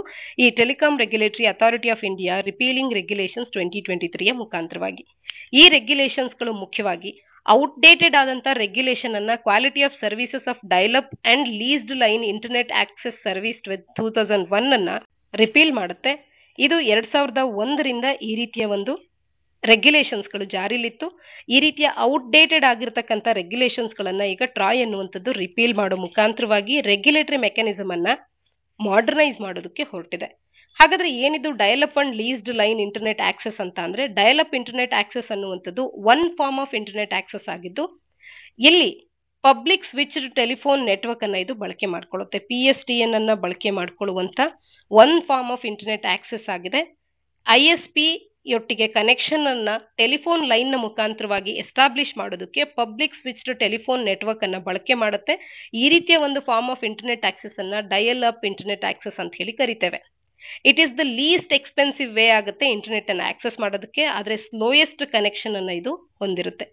ಇನ್ನ ಲೀಸ್ಡ್ ಲೈನ್ ಇಂಟರ್ನೆಟ್ ಆಕ್ಸೆಸ್ ಅಂತ ಅಂದ್ರೆ ಇದೊಂದು ರೀತಿಯ dedicated point to point data circuit ಆಗಿದ್ದು ಗ್ಯಾರಂಟಿಡ್ ಬ್ಯಾಂಡ್ ವಿಡ್ತ್ ಅನ್ನ ಒದಗಿಸುತ್ತೆ. ಸಿಮಿಟ್ರಿಕ್ ಅಪ್ಲೋಡ್ ಅಂಡ್ ಡೌನ್ಲೋಡ್ ಸ್ಪೀಡ್ಸ್ಗಳನ್ನು ಕೂಡ ಇದು ಒದಗಿಸುತ್ತೆ. ಹಾಗಾದ್ರೆ ಡೈಲ್ ಅಪ್ ಮತ್ತು ಲೀಸ್ಡ್ ಲೈನ್ ಇಂಟರ್ನೆಟ್ ಆಕ್ಸೆಸ್ ಅನ್ನುವಂಥದ್ದನ್ನ ಯಾವ ರೀತಿ ರೆಗ್ಯುಲೇಟ್ ಮಾಡಲಾಗಿದೆ, ಯಾಕೆ ಈಗ ಅದು ಔಟ್ಡೇಟ್ ಆಗಿದೆ ಅಂತ ಅಂದ್ರೆ, the regulation on quality of service of dial up ಮತ್ತು leased line internet access service 2001 ಏನಿತ್ತು, ಇದರ ಮೇಲಿನ ರೆಗ್ಯುಲೇಷನ್ ಅನ್ನುವಂಥದ್ದನ್ನ ಇನಿಷಿಯಲ್ ಆಗಿ ಕ್ವಾಲಿಟಿ ಆಫ್ ಇಂಟರ್ನೆಟ್ ಸರ್ವಿಸಸ್ ಗಳನ್ನ ಏನು ಬೇಸಿಕ್ ಸರ್ವಿಸ್ ಆಪರೇಟರ್ಸ್ ಗಳು ಮತ್ತು ಇಂಟರ್ನೆಟ್ ಸರ್ವಿಸ್ ಪ್ರೊವೈಡರ್ಸ್ ಗಳು ಭಾರತದಲ್ಲಿ ISPs ಮತ್ತು ಬೇಸಿಕ್ ಸರ್ವಿಸ್ ಆಪರೇಟರ್ಸ್ ಗಳು ಒದಗಿಸ್ತಾ ಇದ್ದಾರೆ. ಆ ಒಂದು ಇಂಟರ್ನೆಟ್ ಸರ್ವಿಸಸ್ ಗಳ ಕ್ವಾಲಿಟಿಯನ್ನ ಗವರ್ನ್ ಮಾಡೋದಕ್ಕೆ ಅಂತ ಹೇಳಿ ತಂದಂತದ್ದು 2001ರಲ್ಲಿ. ಈ ರೆಗ್ಯುಲೇಷನ್ ಅನ್ನುವಂಥದ್ದು ಎಲ್ಲ ಪ್ರೊವೈಡರ್ಸ್ ಗಳಿಗೆ, ದ ಇನ್ಕಂಬೆಂಟ್ ಆಪರೇಟರ್ಸ್ ಗಳಾದಂತ BSNL, MTNL, VSNL ಇವರೆಲ್ಲರಿಗೂ ಕೂಡ ಈ ರೆಗ್ಯುಲೇಷನ್ಸ್ ಅನ್ನುವಂಥದ್ದು ಅಪ್ಲೈ ಆಗ್ತಿತ್ತು. ಯಾವಾಗ ಈ ರೆಗ್ಯುಲೇಷನ್ಸ್ ಗಳನ್ನ ಇಂಟ್ರೊಡ್ಯೂಸ್ ಮಾಡಲಾಯಿತು, ಡಯಲ್-ಅಪ್ ಸರ್ವಿಸಸ್ ಅನ್ನುವಂಥದ್ದು ಪ್ರಿಡಾಮಿನೆಂಟ್ ಮೀನ್ಸ್ ಆಫ್ ಆಕ್ಸೆಸಿಂಗ್ ಆಗಿತ್ತು ಲೋ ಸ್ಪೀಡ್ ಇಂಟರ್ನೆಟ್ಗೆ ಅವತ್ತು. ಆದ್ರೆ over the time the telecommunication networks ಅನ್ನುವಂಥದ್ದು ಮಹತ್ವದ ಒಂದು ಟ್ರಾನ್ಸ್ಫಾರ್ಮೇಶನ್ಸ್ ಗಳಿಗೆ ಒಳಗಾಗಿವೆ. ಇವತ್ತು ಎಮರ್ಜೆನ್ಸ್ ಆಫ್ ವೇರಿಯಸ್ ಟೆಕ್ನಾಲಜೀಸ್ ಅನ್ನುವಂಥದ್ದು FTTH ಆಗ್ಬೋದು, LTE ಆಗ್ಬೋದು, 5G ಆಗ್ಬೋದು, ಇವೆಲ್ಲವೂ ಕೂಡ ಹೈ ಸ್ಪೀಡ್ ಬ್ರಾಡ್ಬ್ಯಾಂಡ್ ಸರ್ವಿಸಸ್ ಗಳನ್ನ ವೈಡ್ಲಿ ಕನ್ಸ್ಯೂಮರ್ಸ್ ಗಳಿಗೆ ಇವತ್ತು ಅವೈಲಬಲ್ ಆಗುವಂತೆ ಮಾಡಿವೆ. ವೇರಿಯಸ್ ಟೆಕ್ನಾಲಜೀಸ್ ಗಳು ಇವತ್ತು ಬಂದಿರತಕ್ಕಂಥದ್ದು ಮತ್ತು ಇವತ್ತು ಎಲ್ಲ ಕನ್ಸ್ಯೂಮರ್ಸ್ ಗಳು ಹೈ ಸ್ಪೀಡ್ ಆದಂತ ಇಂಟರ್ನೆಟ್ ಅನ್ನ ಬಳಕೆ ಮಾಡ್ತಾ ಇದ್ದಾರೆ, ಬ್ರಾಡ್ಬ್ಯಾಂಡ್ ಸರ್ವಿಸಸ್ ಗಳನ್ನ ಬಳಕೆ ಮಾಡ್ತಾ ಇದ್ದಾರೆ. More over leased line access services ಗಳು ಇವತ್ತು ಪ್ರಿಡಾಮಿನೆಂಟ್ ಆಗಿ ಇಂಟರ್ನೆಟ್ ಗೇಟ್ವೇ ಸರ್ವಿಸ್ ಪ್ರೊವೈಡರ್ಸ್ ಗಳಿಂದ ಎಂಟರ್ಪ್ರೈಸಸ್ ಗಳಿಗೆ ದೊರಕ್ತಾ ಇರತಕ್ಕಂಥದ್ದನ್ನ ಕಾಣಬಹುದು. ಮತ್ತು ಈ ಸರ್ವಿಸಸ್ ಗಳು ಇವತ್ತು ಸರ್ವಿಸ್ ಲೆವೆಲ್ ಅಗ್ರಿಮೆಂಟ್ಸ್ ಗಳಿಂದಲೇ ಗವರ್ನ್ ಆಗ್ತಾ ಇವೆ. ಸರ್ವಿಸ್ ಲೆವೆಲ್ ಅಗ್ರಿಮೆಂಟ್ಸ್ ಅಂತ ಅಂದ್ರೆ ಇವು ಇನ್ಹೆರೆಂಟ್ ಆಗಿ ಪ್ರಾವಿಷನ್ಸ್ ಗಳೇನು 2001ರ ರೆಗ್ಯುಲೇಷನ್ಸ್ ಗಳಲ್ಲಿ ಇದಾವೆ, ಆ ಒಂದು ಪ್ರಾವಿಷನ್ಸ್ ಗಳನ್ನ ಕರೆಂಟ್ ಕಂಟೆಕ್ಸ್ಟ್ ಗೆ ರಿಲೆವೆಂಟ್ ಆಗುವಂತೆ ಮಾಡೋದಕ್ಕೆ ಇರತಕ್ಕಂತ ಒಂದು ಪ್ರಾವಿಷನ್ಸ್ ಗಳಾಗಿವೆ. ಮತ್ತು ಸರ್ವಿಸ್ ಕ್ವಾಲಿಟಿಯ ರಿಲೇಟೆಡ್ ಆದಂತ ಕನ್ಸರ್ನ್ಸ್ ಗಳಿಗೆ ಇದು ಸೇಫ್ ಗಾರ್ಡ್ ಮಾಡೋದಕ್ಕೆ ಇರತಕ್ಕಂತ ಪ್ರಾವಿಷನ್ಸ್ ಗಳಾಗಿವೆ. ಈ ರೀತಿಯ ಸರ್ವಿಸ್ ಲೆವೆಲ್ ಅಗ್ರಿಮೆಂಟ್ಸ್ ಗಳ ಮುಖಾಂತರವಾಗಿಯೇ ಈ gateway services providers, internet gateway service providers ಅನ್ನುವಂಥದ್ದು ಇಲ್ಲಿ ಗವರ್ನ್ ಆಗ್ತಾ ಇರ್ತಕ್ಕಂಥದ್ದು ಇಂದಿನ ದಿನಗಳಲ್ಲಿ. ಈ ರೀತಿಯ ರೆಗ್ಯುಲೇಟರಿ ಬರ್ಡನ್ ಅನ್ನುವಂಥದ್ದು telecom regulatory authority of India repealing regulations 2023ರ ಮುಖಾಂತರವಾಗಿ ಇವುಗಳನ್ನ ರಿಪೀಲ್ ಮಾಡ್ಕೊಳ್ಳಾಗ್ತಾ ಇದೆ. ಸರ್ವಿಸ್ ಪ್ರೊವೈಡರ್ಸ್ ಗಳು ಇವತ್ತು ಹೆಚ್ಚಿನದಾಗಿ ಕಟ್ಟಿಂಗ್ ಎಡ್ಜ್ ಸರ್ವಿಸಸ್ ಗಳನ್ನ ಡಿಲಿವರ್ ಮಾಡೋದ್ರ ಮೇಲೆ ಫೋಕಸ್ ಮಾಡಬಹುದಾಗುತ್ತೆ ಈ ರಿಪೀಲೇಷನ್ ನ ಮುಖಾಂತರವಾಗಿ, ಮತ್ತು ಕಸ್ಟಮರ್ ಎಕ್ಸ್ಪೀರಿಯನ್ಸ್ ಅನ್ನ ಇದು ಇಂಪ್ರೂವ್ ಮಾಡಬಹುದಾಗುತ್ತೆ. ಅಡಿಷನಲ್ ಆಗಿ ಟೆಲಿಕಮ್ಯುನಿಕೇಶನ್ ಸೆಕ್ಟರ್ ಅನ್ನುವಂಥದ್ದು ಇನ್ಕ್ರೀಸ್ಡ್ ಕಾಂಪಿಟೇಷನ್ ಮತ್ತು ಇನೋವೇಷನ್ ಅನ್ನ ಇವತ್ತು ಎಕ್ಸ್ಪೀರಿಯನ್ಸ್ ಮಾಡ್ತಾ ಇದೆ. ಇದರಿಂದಾಗಿ ಸರ್ವಿಸ್ ಕ್ವಾಲಿಟಿಯ ಎನ್ಹಾನ್ಸ್ ಆಗಿರೋದನ್ನ ಕಾಣಬಹುದು, ಎಕ್ಸ್ಪ್ಯಾಂಡೆಡ್ ಕವರೇಜ್ ಅನ್ನ ಕಾಣಬಹುದು, ಪೊಟೆನ್ಶಿಯಲ್ ಆದಂತ ಕಾಸ್ಟ್ ಎಫಿಷಿಯನ್ಸೀಸ್ ಗಳು ಕೂಡ ಇವತ್ತು ಇರ್ತಕ್ಕಂಥದ್ದು. ಹಾಗಾದ್ರೆ ಒಟ್ಟಾರೆ ಟೆಲಿಕಾಂ ಕ್ಷೇತ್ರ ಇವತ್ತು ಏನೆಲ್ಲ ಮೇಜರ್ ಚಾಲೆಂಜಸ್ ಗಳನ್ನ ಫೇಸ್ ಮಾಡ್ತಿದೆ ಅಂತ ಅಂದ್ರೆ, ಮುಖ್ಯವಾಗಿ ಫಿನಾನ್ಷಿಯಲ್ ಸ್ಟ್ರೆಸ್ ಇದೆ, ಸಾಕಷ್ಟು ಟೆಲಿಕಾಂ ಕಂಪನೀಸ್ಗಳು ಬ್ಯಾಂಕ್ರಪ್ಟ್ ಆಗಿವೆ. ಇವತ್ತು ರೂರಲ್ ಅರ್ಬನ್ ಡಿಸ್ಪ್ಯಾರಿಟಿ ಅನ್ನುವಂಥದ್ದು ಇರ್ತಕ್ಕಂಥದ್ದು, ಅರ್ಬನ್ ನಲ್ಲಿ 55.42% ಸಬ್ಸ್ಕ್ರೈಬರ್ಸ್ ಇದ್ರೆ ರೂರಲ್ ನಲ್ಲಿ 44.58% ಇಂಟರ್ನೆಟ್ ಸಬ್ಸ್ಕ್ರೈಬರ್ಸ್ ಇದ್ದಾರೆ. ಇಶ್ಯೂ ವಿತ್ OTT ಪ್ಲಾಟ್ಫಾರ್ಮ್ಸ್ ಗಳು, ಇದು ಕೂಡ ಸಾಕಷ್ಟು ತೊಡಕಾಗುವಂತದ್ದೊಂದು. ಮತ್ತು ಇ ವೇಸ್ಟ್ ಅನ್ನ ಮಿಸ್ ಮ್ಯಾನೇಜ್ ಮಾಡ್ತಿರ್ತಕ್ಕಂಥದ್ದು. More than 95% of the e waste ಅನ್ನುವಂಥದ್ದು ಇವತ್ತು ಇಲ್ಲೀಗಲ್ ಆಗಿ ರೀಸೈಕಲ್ ಆಗ್ತಾ ಇದೆ ಇನ್ಫಾರ್ಮಲ್ ವೇಸ್ಟ್ ಪಿಕ್ಕರ್ಸ್ ಗಳ ಕಡೆಯಿಂದ. ಹಾಗಾಗಿ ಈ ಎಲ್ಲ ಸಮಸ್ಯೆಗಳನ್ನ ಓವರ್ಕಮ್ ಮಾಡಬೇಕು. ಜೊತೆಗೆ ಟ್ರಾಯ್ ಅನ್ನುವಂಥದ್ದು ಈ ರೀತಿಯ ರಿಪೀಲಿಂಗ್ ರೆಗ್ಯುಲೇಷನ್ಸ್ ಗಳ ಮುಖಾಂತರವಾಗಿ ಮಾಡರ್ನೈಸ್ ಆಗ್ತಾ ಇದೆ ಇವತ್ತು. ಇದರ ಜೊತೆಗೆ ಈ ಸಮಸ್ಯೆಗಳನ್ನ ಕೂಡ ಓವರ್ಕಮ್ ಮಾಡುವಂತ ಸೊಲ್ಯೂಷನ್ಸ್ ಗಳು ನಮಗೆ ದೊರಕಬೇಕಾಗಿದೆ. ರೆಗ್ಯುಲೇಟರಿ ಪ್ರೋಸೆಸ್ ಅನ್ನ ಸ್ಟ್ರೀಮ್ ಲೈನ್ ಮಾಡುವಂಥದ್ದು, ಟೆಲಿಕಾಂ ಇನ್ಫ್ರಾಸ್ಟ್ರಕ್ಚರ್ ಅನ್ನ ಆನ್ ವೀಲ್ಸ್ ತರುವಂತ ಕಾರ್ಯ ಆಗಬೇಕು. AI ಎನೇಬಲ್ಡ್ ಆದಂತ ನೆಟ್ವರ್ಕ್ ಮ್ಯಾನೇಜ್ಮೆಂಟ್ ಅನ್ನುವಂಥದ್ದು ಮುಂದೆ ಯೂಸರ್ಸ್ ಗಳಿಗೆ ಹೆಚ್ಚಿನ ಸೀಮ್ಲೆಸ್ ಕನೆಕ್ಟಿವಿಟಿಯನ್ನ ಎನ್ಶೂರ್ ಮಾಡುವಂತೆ ಆಗಬೇಕು ಅನ್ನುವಂಥದ್ದು. ಮುಂದಿನ article health care bills to reform nursing, midwifery and dentistry ಅನ್ನುವಂಥದ್ದು. ಸಾಮಾನ್ಯ ಅಧ್ಯಯನ ಪತ್ರಿಕೆ 2ರ ಅಡಿಯಲ್ಲಿ ಗವರ್ಮೆಂಟ್ ಪಾಲಿಸೀಸ್ ಹಾಗೆ ಹೆಲ್ತ್ ಅನ್ನುವಂಥ ಪಠ್ಯಕ್ರಮದ ಅಡಿಯಲ್ಲಿ ಓದ್ಕೊಳ್ಬಹುದಾಗುತ್ತೆ. ಇತ್ತೀಚೆಗೆ ಲೋಕಸಭೆ ಅನ್ನುವಂಥದ್ದು national nursing and midwifery commission bill ಅನ್ನ ಈಗ ಪಾಸ್ ಮಾಡಿದೆ. 2023ರ ಈ ಬಿಲ್ ಅನ್ನ ಪಾಸ್ ಮಾಡಿದೆ. ಹಾಗೆ ನ್ಯಾಷನಲ್ ಡೆಂಟಲ್ ಕಮಿಷನ್ ಬಿಲ್ ಅನ್ನುವಂಥದ್ದು ಕೂಡ ಇವತ್ತು ಪಾಸ್ ಆಗಿರ್ತಕ್ಕಂಥದ್ದು. ಈ ಬಿಲ್ಸ್ ಗಳು ಎಕ್ಸಿಸ್ಟಿಂಗ್ ಆಕ್ಟ್ಸ್ ಗಳನ್ನ ರಿಪೀಲ್ ಮಾಡೋದಕ್ಕೆ ಗುರಿ ಮಾಡ್ತಾ ಇದೆ, ಅಂದ್ರೆ ಮುಖ್ಯವಾಗಿ ಅದರ ಗುರಿಯಾಗಿದೆ. ಮತ್ತು ಕ್ವಾಲಿಟಿ ಆಫ್ ಹೆಲ್ತ್ ಕೇರ್ ಅನ್ನುವಂಥದ್ದು ಡಿಫ್ರೆಂಟ್ ಮೆಡಿಕಲ್ ಫೀಲ್ಡ್ಸ್ ಗಳಲ್ಲಿ ಇಂಪ್ರೂವ್ ಆಗುವಂತೆ ಮಾಡೋದು ಇವುಗಳ ಮುಖ್ಯ ಉದ್ದೇಶ ಆಗುತ್ತೆ. ಇನ್ನು national nursing and midwifery commission bill ನ ಕುರಿತಂತೆ ತಿಳ್ಕೊಳ್ಳೋದಾದ್ರೆ, ಇದೊಂದು ಸಿಗ್ನಿಫಿಕೆಂಟ್ ಆದಂತ ಹೆಲ್ತ್ ಕೇರ್ ಲೆಜಿಸ್ಲೇಷನ್ ಆಗಿದ್ದು, ಇವತ್ತಿರ್ತಕ್ಕಂಥ ನರ್ಸಿಂಗ್ ಮತ್ತು ಮಿಡ್ವೈಫರಿ ಪ್ರೊಫೆಷನ್ಸ್ ಭಾರತದಲ್ಲಿ ಏನಿದೆ ಇದರ ಶಿಕ್ಷಣವನ್ನ ರಿಫಾರ್ಮ್ ಮಾಡುವಂಥದ್ದು, ಕ್ವಾಲಿಟಿಯನ್ನ ಎನ್ಹಾನ್ಸ್ ಮಾಡುವಂಥದ್ದು ಇದರ ಉದ್ದೇಶ ಆಗುತ್ತೆ. ಇದಕ್ಕಾಗಿ ಈ ಬಿಲ್ ನ ಅಡಿಯಲ್ಲಿ national nursing and midwifery commission ಒಂದನ್ನ ಒಂದು ರೆಗ್ಯುಲೇಟರಿ ಬಾಡಿಯಾಗಿ ಎಸ್ಟಾಬ್ಲಿಷ್ ಮಾಡಲಾಗುತ್ತೆ ನರ್ಸಿಂಗ್ ಮತ್ತು ಮಿಡ್ವೈಫರಿ ಪ್ರೊಫೆಷನಲ್ಸ್ ಗಳಿಗೆ.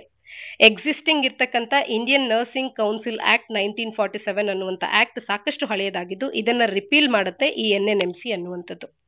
ಹಾಗೇನೆ it doesn't reflect the current needs and demands of the nursing and midwifery profession. ಹಾಗಾಗಿ ಇದನ್ನ ರಿಪೀಲ್ ಮಾಡಿ ಇವತ್ತು ಹೊಸದಾದಂತ ಈ ಒಂದು ಬಿಲ್ ಅನ್ನ ಲೋಕಸಭೆ ಪಾಸ್ ಮಾಡ್ತಿರ್ತಕ್ಕಂಥದ್ದು. ಹಾಗಾದ್ರೆ national nursing and midwifery commission ನ ಕಂಪೋಸಿಷನ್ ಅನ್ನ ನೋಡೋದಾದ್ರೆ 29 ಸದಸ್ಯರನ್ನ ಇಲ್ಲಿ ಕಾಣಬಹುದು. ಚೇರ್ಪರ್ಸನ್ ಇರ್ತಾರೆ. ಪೋಸ್ಟ್ ಗ್ರಾಜುಯೇಟ್ ಡಿಗ್ರಿಯನ್ನ ನರ್ಸಿಂಗ್ ಮತ್ತು ಮಿಡ್ವೈಫರಿಲಿ ಅವರು ಹೊಂದಿರಬೇಕು. 20 ವರ್ಷವಾದ್ರೂ ಕೂಡ ಈ ಕ್ಷೇತ್ರದಲ್ಲಿ ಅವರು ಎಕ್ಸ್ಪೀರಿಯನ್ಸ್ ಅನ್ನ ಹೊಂದಿರಬೇಕು. ಹಾಗೆ department of health and family welfare, national medical commission, military nursing services, directorate general of health services ಇದೆಲ್ಲದರ ಮುಖ್ಯಸ್ಥರು ಕೂಡ ಇದರಲ್ಲಿ ಎಕ್ಸ್ ಅಫಿಷಿಯೋ ಮೆಂಬರ್ಸ್ ಗಳಾಗಿ ಇರ್ತಾರೆ. ಮತ್ತು other members from nursing and midwifery professionals and charitable institutions ಗಳಿಂದ ಕೂಡ ಬೇರೆ ಮೆಂಬರ್ಸ್ ಗಳು ಇರ್ತಾರೆ. ಮತ್ತು ಈ ಎಲ್ಲ ಸಂಸ್ಥೆಗಳೇನು ಹೇಳಿದೆ, department of health and family welfare ಆಗಬಹುದು, ನ್ಯಾಷನಲ್ ಮೆಡಿಕಲ್ ಕಮಿಷನ್ ಆಗಬಹುದು, ಇಲ್ಲಿಂದ ಕೂಡ ಸದಸ್ಯರು ಈ ಎಕ್ಸ್ ಅಫಿಷಿಯೋ ಮೆಂಬರ್ಸ್ ಆಗಿ ಇದರಲ್ಲಿ ಇರ್ತಾರೆ ಅನ್ನುವಂಥದ್ದು. ಇನ್ನ ಇದರ ಕಾರ್ಯ ಏನು ಅಂತ ಅಂದ್ರೆ ಪಾಲಿಸೀಸ್ ಗಳನ್ನ ತರಬೇಕು, ಮಿಡ್ವೈಫರಿ ಮತ್ತು ನರ್ಸಿಂಗ್ ಎಜುಕೇಶನ್ ಇನ ಸ್ಟ್ಯಾಂಡರ್ಡ್ಸ್ ಗಳನ್ನ ಸೆಟ್ ಮಾಡೋದಕ್ಕೆ ಮತ್ತು ರೆಗ್ಯುಲೇಟ್ ಮಾಡೋದಕ್ಕೆ, ಯೂನಿಫಾರ್ಮ್ ಆದಂತ admission process for nursing and midwifery institutions ಗಳನ್ನ ಇದು ಪ್ರೊವೈಡ್ ಮಾಡುತ್ತೆ. ಹಾಗೆ ನರ್ಸಿಂಗ್ ಅಂಡ್ ಮಿಡ್ವೈಫರಿ ಇನ್ಸ್ಟಿಟ್ಯೂಷನ್ಸ್ ಗಳನ್ನ ರೆಗ್ಯುಲೇಟ್ ಮಾಡುತ್ತೆ ಮತ್ತು ಫ್ಯಾಕಲ್ಟಿ ಟೀಚಿಂಗ್ ಇನ್ಸ್ಟಿಟ್ಯೂಷನ್ಸ್ ಗಳಿನ ಫ್ಯಾಕಲ್ಟಿಗೆ ಸ್ಟ್ಯಾಂಡರ್ಡ್ಸ್ ಗಳನ್ನ ಎಸ್ಟಾಬ್ಲಿಷ್ ಮಾಡುತ್ತೆ. ಮತ್ತು ಇದರ ಅಡಿಯಲ್ಲಿ ಅಡಾನಮಸ್ ಆದಂತ ಬೋರ್ಡ್ಸ್ ಗಳು ಬರ್ತಾ ಇದೆ. Nursing and midwifery undergraduate and postgraduate education board ಅನ್ನುವಂಥದ್ದು, nursing and midwifery assessment and rating board ಅನ್ನುವಂಥದ್ದು, ಮತ್ತು nursing and midwifery ethics and registration board ಅನ್ನುವಂಥದ್ದು. ಪ್ರೊಫೆಷನಲ್ ಕಂಡಕ್ಟ್ ಮತ್ತು ಎಥಿಕ್ಸ್ ಅನ್ನ ಪ್ರಮೋಟ್ ಮಾಡೋದಕ್ಕೆ ಪ್ರೊಫೆಷನ್ ನಲ್ಲಿ ಈ ಒಂದು ಬೋರ್ಡ್ ಬರ್ತಾ ಇರ್ತಕ್ಕಂಥದ್ದು. State nursing and midwifery commissions ಗಳು ಕೂಡ ಇದರಲ್ಲಿ ಇರ್ತಕ್ಕಂಥದ್ದು. ಇದನ್ನ ಸ್ಟೇಟ್ ಗವರ್ಮೆಂಟ್ ಕಾನ್ಸ್ಟಿಟ್ಯೂಟ್ ಮಾಡುತ್ತೆ. ಇದರಲ್ಲಿ 10 ಮಂದಿ ಸದಸ್ಯರು ಇರ್ತಾರೆ. ಇನ್ನ ಇನ್ಸ್ಟಿಟ್ಯೂಷನ್ಸ್ ಗಳನ್ನ ಎಸ್ಟಾಬ್ಲಿಷ್ ಮಾಡೋದ್ರ ಬಗ್ಗೆ ಕೂಡ ಇದು ಮಾತನಾಡುತ್ತೆ.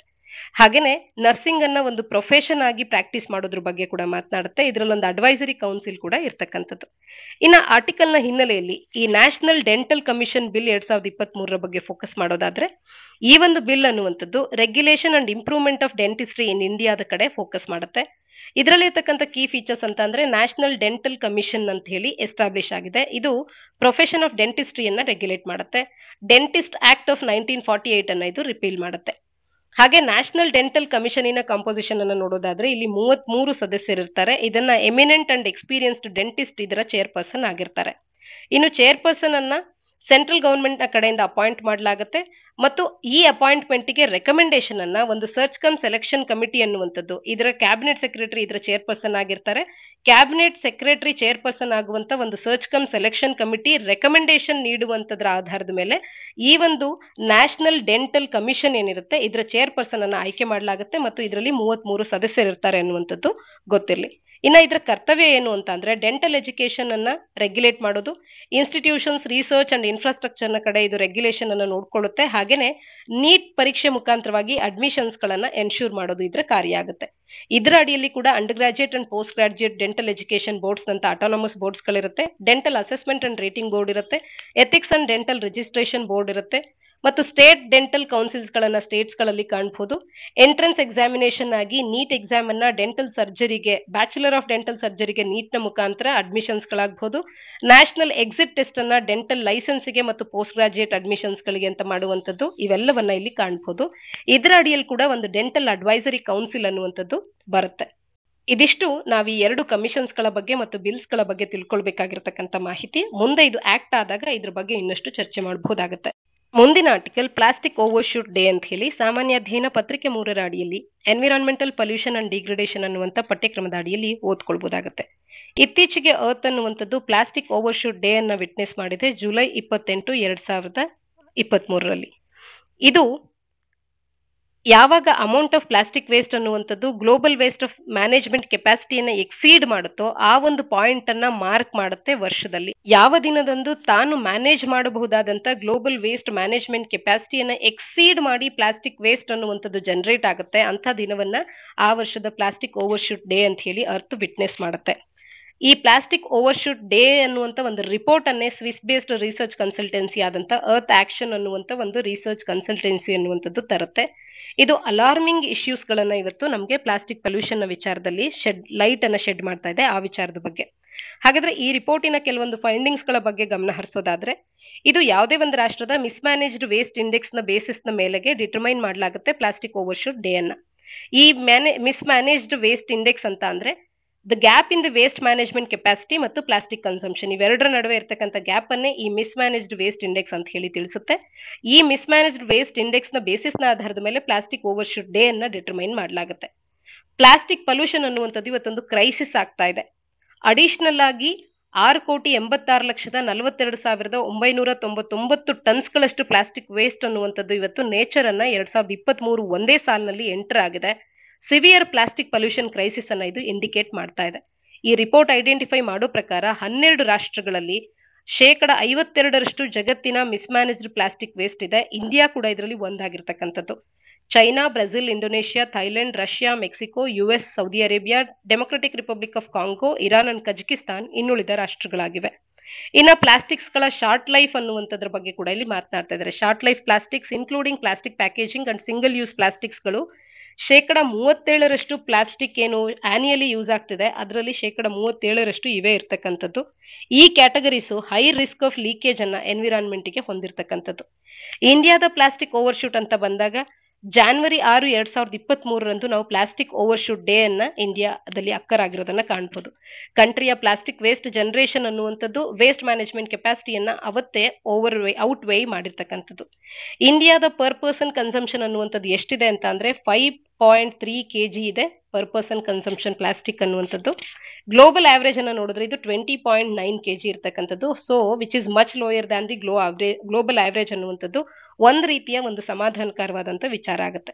ಪ್ಲಾಸ್ಟಿಕ್ಕಿನ ಮಹತ್ವ ಏನು, ಯಾಕೆ ಇದನ್ನ ಅಷ್ಟಾಗಿ ಬಳಸ್ತೇವೆ ಅಂದ್ರೆ ಫುಡ್ ಪ್ರಿಸರ್ವೇಷನ್ಗೆ, ಮೆಡಿಕಲ್ ಅಪ್ಲಿಕೇಶನ್ಸ್ ಗಳಿಗೆ, ಟ್ರಾನ್ಸ್ಪೋರ್ಟೇಷನ್ ಅಲ್ಲಿ ಸೇಫ್ಟಿಯನ್ನ ತರೋದಕ್ಕೆ, ವೆಹಿಕಲ್ಸ್ ಗಳನ್ನ ಲೈಟರ್ ಅನ್ನಾಗಿ ಮಾಡೋದಕ್ಕೆ ಮತ್ತು ಇನ್ಸುಲೇಷನ್ಗೆ ಇವು ಎಕ್ಸಲೆಂಟ್ ಆಗಿ ಕಾರ್ಯ ಮಾಡುತ್ತೆ. ವಾಟರ್ ಕನ್ಸರ್ವೇಷನ್ಗೆ ನಮಗೆ ಬೇಕಾಗುತ್ತೆ ಪ್ಲಾಸ್ಟಿಕ್ಸ್ ಗಳು.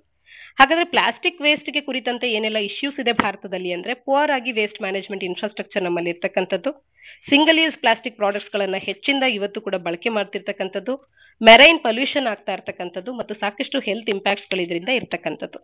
ಹಾಗಾದ್ರೆ ಇದನ್ನ ತಡೀಲಿಕ್ಕೆ ಸರ್ಕಾರ ಏನ್ ಇನಿಷಿಯೇಟಿವ್ಸ್ ತಂದಿದೆ ಅಂತ ಅಂದ್ರೆ national dashboard on elimination of single use plastic and plastic waste management ಅನ್ನುವಂಥದ್ದು, plastic waste management amendment rules ಗಳನ್ನ 2022 ತಂದಿದೆ, ಪ್ರಾಜೆಕ್ಟ್ ರೀ ಪ್ಲಾನ್ ಅನ್ನುವಂತ ಒಂದು ಪ್ರಾಜೆಕ್ಟ್ ಅನ್ನ ತಂದಿದೆ. ಇವೆಲ್ಲವೂ ಕೂಡ ಪ್ಲಾಸ್ಟಿಕ್ ವೇಸ್ಟ್ ಮ್ಯಾನೇಜ್ಮೆಂಟ್ ಅನ್ನ ಪ್ಲಾಸ್ಟಿಕ್ ಅನ್ನ ತಡಿಲಿಕ್ಕೆ ಮತ್ತು ಪ್ಲಾಸ್ಟಿಕ್ ವೇಸ್ಟ್ ಮ್ಯಾನೇಜ್ಮೆಂಟ್ ಗಾಗಿ ಎಲ್ಲ ಯೋಜನೆಗಳನ್ನ ತಂದಿರತಕ್ಕಂಥದ್ದು ಭಾರತ ಸರ್ಕಾರದ ಕಡೆಯಿಂದ. ಇಂದಿನ ಮೊದಲ ಆರ್ಟಿಕಲ್ ನಲ್ಲಿ ನಾವು ಚರ್ಚೆ ಮಾಡಿದ್ವಿ ಮ್ಯಾಂಗ್ರೋವ್ ಕಾಡುಗಳನ್ನ ಭಾರತದಲ್ಲಿ ಎಲ್ಲಿ ಕಾಣ್ತೇವೆ ಅಂತ ಹೇಳಿ. ಹಾಗಾದ್ರೆ ಈ ಕೆಳಗಿನ ಯಾವ ರೀಜನ್ಸ್ ಗಳು ಭಾರತದಲ್ಲಿ ಕಾಂಬಿನೇಷನ್ ಆಫ್ ಮ್ಯಾಂಗ್ರೋವ್ ಫಾರೆಸ್ಟ್ ಅನ್ನ ತಿಳಿಸುತ್ತೆ, ಮ್ಯಾಂಗ್ರೋವ್ ಫಾರೆಸ್ಟ್, ಎವರ್ಗ್ರೀನ್ ಫಾರೆಸ್ಟ್ ಮತ್ತು ಡೆಸಿಡಿಯಸ್ ಫಾರೆಸ್ಟ್ ಗಳನ್ನ ನಮಗೆ ತೋರಿಸುತ್ತೆ ಅನ್ನುವಂಥದ್ದನ್ನ ತಪ್ಪದೆ ನೀವು ಕಮೆಂಟ್ ಸೆಕ್ಷನ್ ಅಲ್ಲಿ ಕಮೆಂಟ್ ಮಾಡಿ ತಿಳಿಸಿ. ಈ ಮೂರು ರೀತಿಯ ಕಾಡುಗಳನ್ನ ಭಾರತದ ಯಾವ ಪ್ರದೇಶಗಳಲ್ಲಿ, ಈ ಕೆಳಗಿನ ಯಾವ ಪ್ರದೇಶಗಳಲ್ಲಿ ಕಾಣ್ತೇವೆ ಅನ್ನುವಂಥದ್ದನ್ನ ನೀವು ತಪ್ಪದೆ ಕಮೆಂಟ್ ಸೆಕ್ಷನ್ ಅಲ್ಲಿ ಕಮೆಂಟ್ ಮಾಡಿ ತಿಳಿಸಿ. ಸರಿ ಉತ್ತರವನ್ನ ನೀಡುವಂತವರ ಹೆಸರುಗಳನ್ನ ಮುಂದಿನ ನಮ್ಮ ವಿಡಿಯೋಸ್ಗಳಲ್ಲಿ ಅನೌನ್ಸ್ ಮಾಡ್ತೇವೆ. ಇದಿಷ್ಟು ಇಂದಿನ ಸುದ್ದಿ ವಿಶ್ಲೇಷಣೆಯಾಗಿದೆ. ಮುಂದಿನ ಸುದ್ದಿ ವಿಶ್ಲೇಷಣೆಯೊಂದಿಗೆ ಮತ್ತೆ ಸಿಗೋಣ. ಧನ್ಯವಾದ.